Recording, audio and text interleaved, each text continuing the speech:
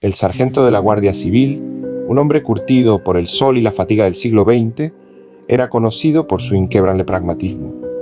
No creía en duendes ni en aparecidos, su única realidad era la ley. Por eso, el caso del Campo Raso lo estaba volviendo loco. El Campo Raso era una planicie sin árboles, una cicatriz geométrica en medio de un paisaje montañoso. El nombre le venía de su absoluta desnudez, pero en los últimos años había adquirido un nuevo significado, un campo de desolación. Sucedió primero con los animales. Las cabras que pastaban allí a mediodía eran halladas al anochecer, no muertas por depredadores, sino desangradas con la piel intacta, pero sus cuerpos vaciados de toda humedad y vitalidad. Parecía que la vida se había evaporado de ellas.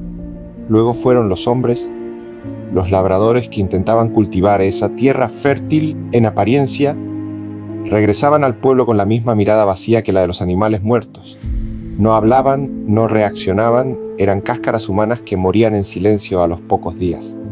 El sargento intentó rodear el campo con lambradas, colocar vigilantes y prohibir el paso, pero la gente, impulsada por la superstición o la desesperación de la pobreza, seguía entrando, y el Campo Raso seguía cobrando su diezmo.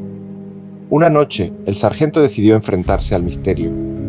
Se adentró en la planicie con una lámpara de queroseno y un fusil. La luna alta y fría iluminaba el lugar con una luz espectral. En el centro del Campo Raso el frío era extraordinario, incluso en verano. El sargento sintió cómo el aire se volvía denso, pesado, se detuvo en seco. El frío no era solo ambiental, era un vacío que succionaba el calor de su propio cuerpo. Vio entonces la causa. En el suelo no había nada, pero a ras de tierra, una especie de vapor o neblina baja se deslizaba lentamente. No era humo, era una mancha de color gris plomo translúcida que parecía pulsar con una lentitud apenas perceptible. El sargento sintió un pánico visceral, no por la amenaza de la muerte, sino por la sensación de ser observado por una inteligencia antigua. De pronto, un sonido, un crujido seco, como de huesos secos. La neblina gris plomo se movió hacia una zona del campo donde la tierra estaba más oscura, más fresca.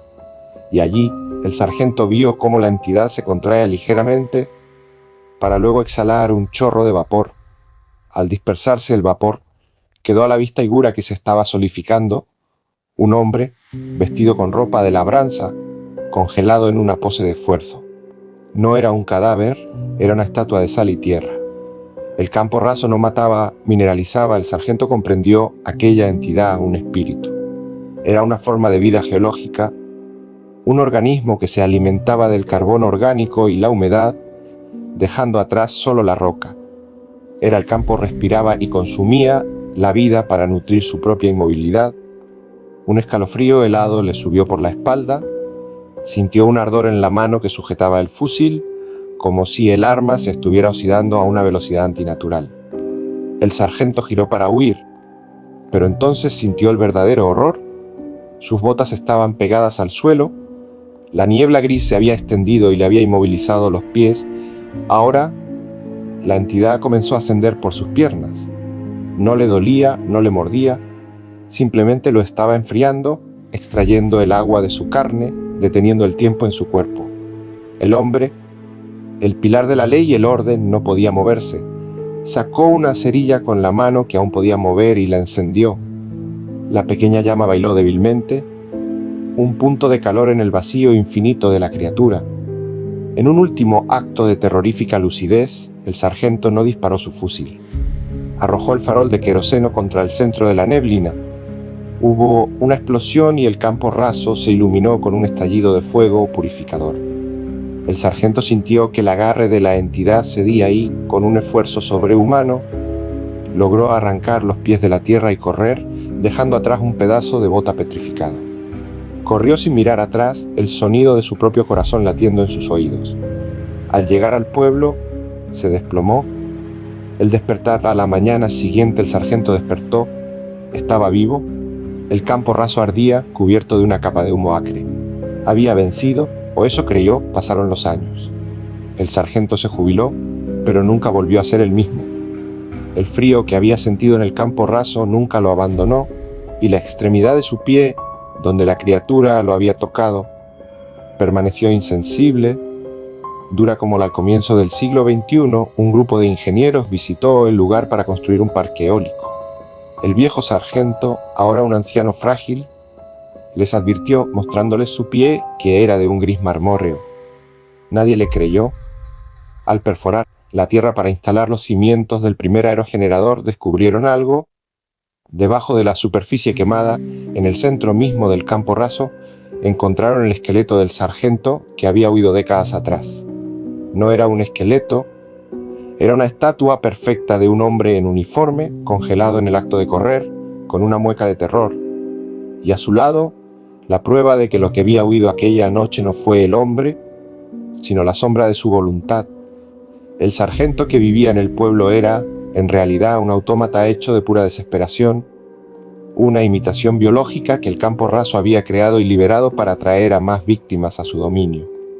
El sargento original, el que creía en la ley y la razón, había quedado atrapado y mineralizado en el campo, una estatua de terror que esperaba bajo tierra el regreso de su duplicado de carne para completar su lenta y terrible nutrición. El comisario Campo era un hombre de orden, de principios firmes y de una paciencia que se había forjado en los callejones oscuros de su ciudad a principios del siglo XX. Pero el caso que tenía entre manos desafiaba toda su experiencia. Un joven, un dandy de buena familia llamado Miguel se había presentado en la comisaría. No estaba asustado ni agitado, sino extrañamente sereno, y había confesado, sin preámbulos, que había asesinado a su tío y a la joven esposa de este, la tía Adela, hacía 4 días. La casa está deshabitada desde entonces, comisario. Los cuerpos están allí. Ocampo envió a sus hombres a la lujosa villa. Todo lo que Miguel había dicho era cierto. En el dormitorio principal, una escena de horror indescriptible. El tío muerto por un machete, su sangre seca cubriendo el entarimado. La tía Adela muerta violada post-mortem con la garganta cortada. Pero había un detalle que heló la sangre de los policías. Las cabezas no estaban. Ambos cadáveres estaban decapitados con un corte limpio y las cabezas habían desaparecido sin dejar rastro. Cuando Ocampo interrogó a Miguel, el joven mantuvo su calma inquietante. «¿Las cabezas, Miguel? ¿Dónde están las cabezas? No lo sé, comisario. Yo no las corté». Ocampo intentó todo. La tortura psicológica, las preguntas capciosas, el interrogatorio violento. Miguel nunca se retractó de la confesión del asesinato, pero era categórico con el detalle de las cabezas. «Yo maté a mi tío con el machete en el dormitorio. Yo la maté a ella después y la forcé. Luego me lavé en la piscina, pero cuando salí del cuarto, las cabezas estaban allí. Volví de la piscina, me vestí y al regresar para verificar la escena, se habían ido. No las corté y no sé quién las tomó». La coartada de Miguel se desmoronó con el testimonio de un sirviente que vivía en una choza cercana. El sirviente atestiguó que después de oír los gritos, vio a Miguel salir de la casa bañado en sangre y cómo el joven se lavaba en la piscina sosteniendo el machete. El sirviente vio a Miguel regresar a la casa y un perro que había estado ladrando desesperadamente comenzar a aullar lastimeramente. El sirviente no vio a nadie más. Ocampo se enfrentó a un dilema imposible. El asesino confesaba el crimen con detalles macabros que coincidían con la escena, pero negaba una parte crucial del acto que era físicamente imposible de realizar por alguien más en tan corto tiempo. ¿Era Miguel un mentiroso que ocultaba a un cómplice o un loco que alucinaba? El expediente se estancó. La ley del siglo XX no contemplaba la decapitación espontánea. El giro y el final genial: una noche, un mes después del crimen, Miguel se encontraba solo en su celda. El comisario Ocampo le hizo una visita final. «Miguel, dame una pista. ¿Por qué las cabezas? ¿Qué simbolizan?» Miguel sonrió por primera vez, una sonrisa amplia, vacía de alegría. «Comisario, en el jardín de la villa hay un pozo ciego. Se construyó en el siglo XVIII y nunca se usó allí. Lo que busca está abajo». Ocampo desesperó la pista. La policía levantó la losa del pozo ciego. El hedor era insoportable, y allí, flotando en el agua inmunda, envueltas en un saco de arpillera, estaban las 2 cabezas. Miguel no había mentido sobre el lugar, pero al examinar los restos, El forense descubrió algo más terrible. Las cabezas no habían sido cortadas con el machete. Habían sido arrancadas. La fuerza y el corte limpio sugerían un instrumento mucho más especializado o una fuerza brutal e inhumana. Ocampo regresó a la celda. Las encontramos, Miguel, pero no las cortaste, las arrancaste. ¿Cómo lo hiciste? Con Miguel, con los ojos fijos en el techo, susurró una verdad que se deslizó por las paredes de la celda. Comisario, yo no fui. ¿Fue el machete de mi bisabuelo. Entiéndalo, esa noche, después de matar a mi tío, cuando yo la violaba a ella, el machete tembló en mi mano y penetró en su garganta. El gozo del machete fue tal que no se detuvo. El giro final fue el objeto. El machete no era solo un arma, era un depósito de intención homicida ancestrales, un fetiche familiar forjado con rituales oscuros. Miguel reveló que el machete había sido usado por generaciones de su familia para asesinatos rituales. El arma había acumulado tanta sed de sangre y lujuria que había adquirido una voluntad propia. Al morir su tía, el machete, en un éxtasis de violencia, había actuado por sí mismo, decapitando a ambas víctimas para beber mejor de la fuente de la vida, y luego se había lavado en la piscina, arrastrando el cuerpo inconsciente de Miguel. El aullido del perro era su terror ante el arma animada. El perro no ladraba a Miguel, sino al machete que el joven sostenía. Miguel no era un asesino común, sino el último eslabón de una maldición familiar, un hombre que creía que había matado, cuando en realidad solo había sido el portador del verdadero asesino.